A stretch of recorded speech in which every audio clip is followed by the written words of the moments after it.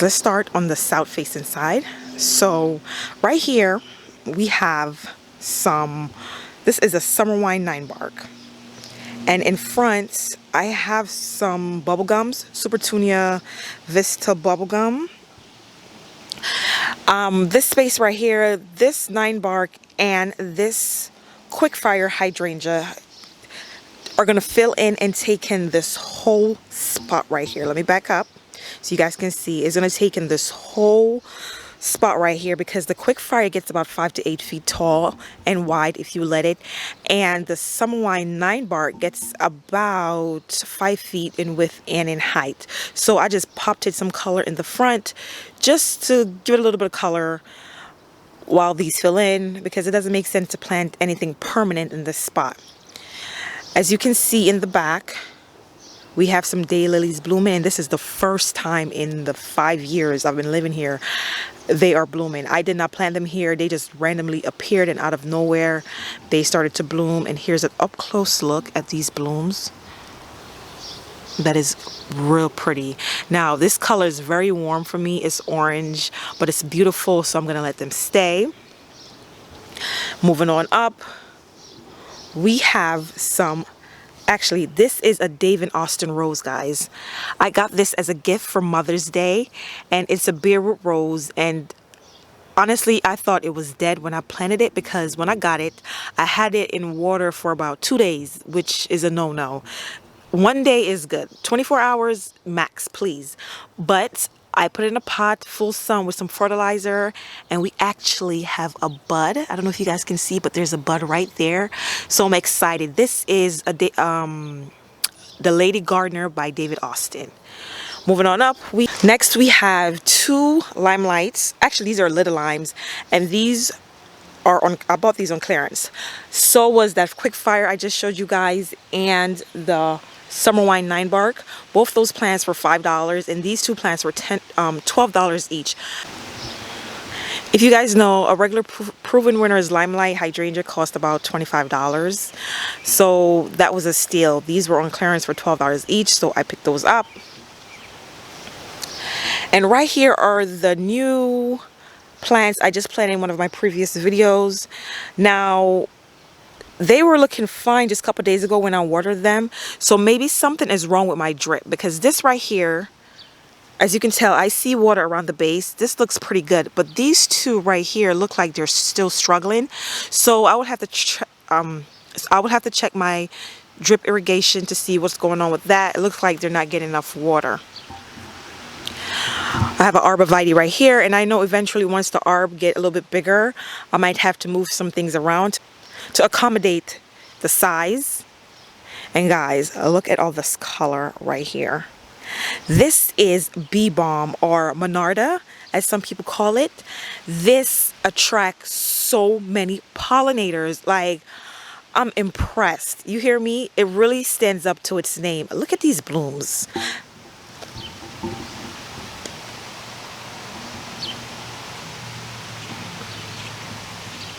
It is loaded all over, guys. I have 3 of these. They were like $2 a piece on clearance, and 90% of the plants in my garden are from clearance. I barely pay full price for anything in my garden unless it's something I really like and I really want it. Then I'll pay full price for it, but I don't pay full price. Now this beautiful dark purple green thing that you're looking at, this is a hibiscus from Proven Winners. Now in a previous video, I think it was my first garden tour, I don't remember if you guys remember, but it was barely coming up from the ground. I was stressed. I was a little bit worried that it was dead, but look at it, guys. I can't wait for it to bloom. This is Summerific. I think it's Berry Awesome Summerific or Summerific Berry Awesome Hibiscus. I will leave everything, I will leave all their names on the screen and what zones they're cold hardy in. Okay, and then we have an echinacea getting ready to bloom. We have this coneflower or echinacea right here. I thought it got a little bit taller, but it's a little bit short for my liking. That's why I put it in the back, because I thought it got taller. But nevertheless, I love echinacea. They are beautiful. Butterflies love them. This one right here blooms like a lavender pinkish color. This garden is mostly pink and white and purplish bluish blooms. I love that color in the front. And then we have an autumn joy sedum right there, diamond frost euphorbia, and yes guys, these ugly roses, these rose bushes are so embarrassing. They are still here. So guys, if you have any suggestions, any idea, I need 3 shrubs I can put in this location that will fill in this big gap, because these rose bushes aren't doing anything.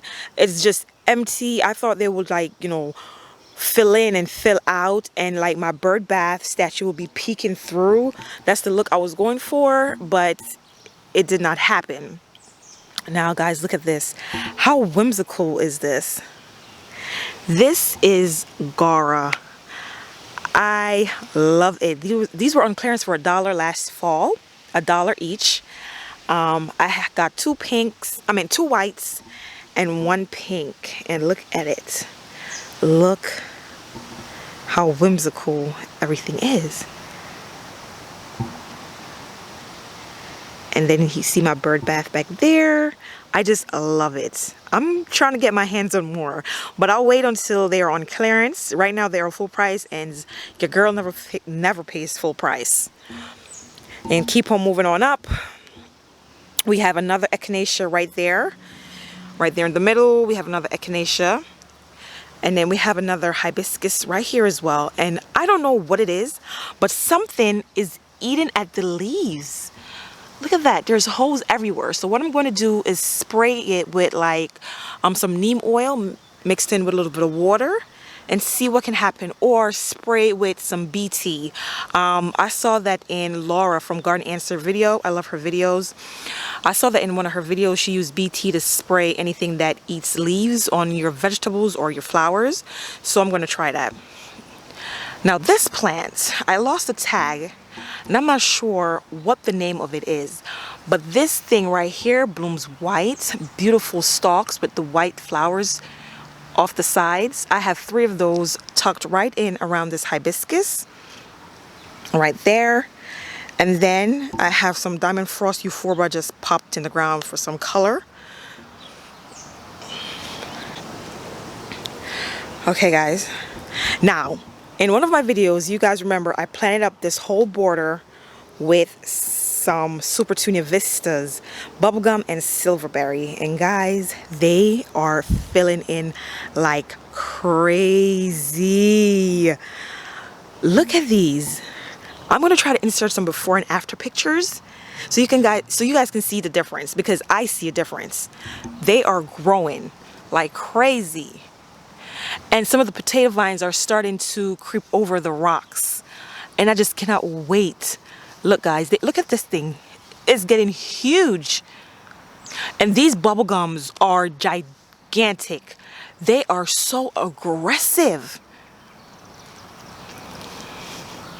So aggressive. I love the colors. I love how the pop of lime green just makes a statement. So that's the front of this garden bed. That's the border. It looks like I have something eating my potato vine right here. Probably a groundhog. I need to figure that out and get it fixed before all of my plants are gone. So this is a quick overview. This is just a look of the front garden. That's the front. Now I'm going to take you over to my herbaceous border, but before I do, let's take a stop right of my containers. Okay guys, do you guys remember what these look like in my first garden tour? Look at the color. This is Calibrachoa or Super Bells. This one is Grape Punch by Proven Winners. I love the color. I love the yellow in the throat of the flower. Gorgeous. I just love it. They're like taking over this pot. I actually planted 4, and I think this is a 14-inch width pot the top of the pot is 14 inches in width. So I use 4 and they have done phenomenal. This right here is Better Homes and Garden. It was a 9-pack with flowers that they had at Walmart. So I was just trying it out and I'm very impressed. They're starting to drape over. As you can see, they're draping over the pot. Excuse that weed. And then if you move over here, it's the same thing. I just love it. And each pot I have what is this again? An Arborvitae. I bought these. They were actually way smaller than this when I put them in the pot. So I know maybe next season I have to take them out and put them somewhere else, maybe in the landscape or some bigger pots. Now, these window baskets are fairly new. They were planted just a couple days ago, actually. So we have Supertunia Bordeaux right here, and then we have Supertunia Vista Fuchsia, and in the back right here we have Luscious Royale Lantana, Cosmo Lantana, and that's what's flanking both sides of the steps. This spot, this is a double. This is actually, let's see, this is Superbell's Doublet Love Swept by Proven Winners. I love the double flowers with a Diamond Frost Euphorbia in the back. I just popped it in this terracotta pot and just popped it in right here. And then I have 4 Dianthus right here in the front, which I need to mulch this bed. I didn't mulch this bed. But yeah, I'll get that done and I'll get all the weeds taken care of. This right here, as you guys know, red is my favorite color, but I don't like it in my garden. I've had this Asiatic Lily for 3 years now. It's been in this pot, and every season in fall I dig it out and I divide it because it produces a lot of bulbs. So it's beautiful and I love it. It has a sentimental value to me, so that's why it's still here and I'm keeping it. This is gorgeous. Still have the mint, and guys, I dug some out. I was trying to get rid of it, eradicate it, but as you can see, it came all the way back. Now this, no garden is perfect, and mine surely is not. This right here, this bed right here needs some work. This plant right here, if you guys can see, is a black-eyed Suzanne. And so is that one right there. And then this right here is a phlox that blooms in the springtime. I'm going to get rid of this. I don't like it. And if there's something in your garden you don't like, just get rid of it. I'm going to get rid of it. I got it on clearance for $3 last year, so it's not hurting me in any way, shape, or form. And that's just an empty hole. There was something there and I dug it out. So I need to clear this section out. I'm going to take everything out and redo this section. It looks a mess. I think it's embarrassing. And then you make a nice right, and then you look at this. Look at this section right here. This is gorgeous. Now this right here is another quick fire. This is the first hydrangea I've ever put in my garden, and it is blooming. It is blooming like crazy, guys. I love this hydrangea. I paid $20 for this hydrangea. It's been in here for about 3 seasons now, and every season, or every fall, or should I say every fall, late fall or early spring, I chop it. I wouldn't say all the way back, but at least I take at least 30% of it off when I prune it. And of course this statue is from a yard sale. And then we have some white wands Veronica, which I need to cut them back. If you cut these back, guys, they will bloom for you again. So they're done blooming right now, so I'm going to cut them back so a new flush of blooms can come in. So let me take a step back and give you guys a good view. So that's what that section looked like. Ignore the left, ignore that side. I'll work on that. And then right there is another Summer 9 wine bark. I planted that last spring and she blooms a beautiful, beautiful creamy pink flowers on the dark stems, the dark foliage. It is so beautiful. So beautiful. Friends, I have some verbena. One is Royale, I think Peachy Keen, and one is cherry, iced cherry. So this right here is the cherry. And then this right here is the Peachy Keen. And I rotated and went all the way down this bed. This right here is another rose bush. It's a knockout. It smells beautiful, but I don't know what's going on with these roses. I don't know what's eating at my leaves, no matter how much I spray. So we're just gonna move on. This right here is a vanilla strawberry hydrangea I got on clearance as well. This is beautiful. It was in a 5-gallon container when I got it on clearance for only, I can't remember, but it was less than 20 bucks actually, maybe 15. So I cannot wait for it to bloom. I have no experience with this type of hydrangea, but I just cannot wait. I'm excited. I need to mulch because I dug that area up doing some stuff. And then look at this in bloom. Is this a salvia or is this a veronica? This is a salvia. Yep. This has been here for 3 seasons as well. And I look like I might need to cut it back or divide it. And then in the back, I need to stake this up. But this is a pugster. I'll put the name up. I don't remember the name, but I got it on clearance for like 2 bucks. So, I mean, you can't beat that. My peony bush, which was in glorious bloom, is no longer in bloom. And then here was another one, another pugstar. I think that's the name of it. I'm over here butchering these names. I love the blooms, guys. Purple and blue.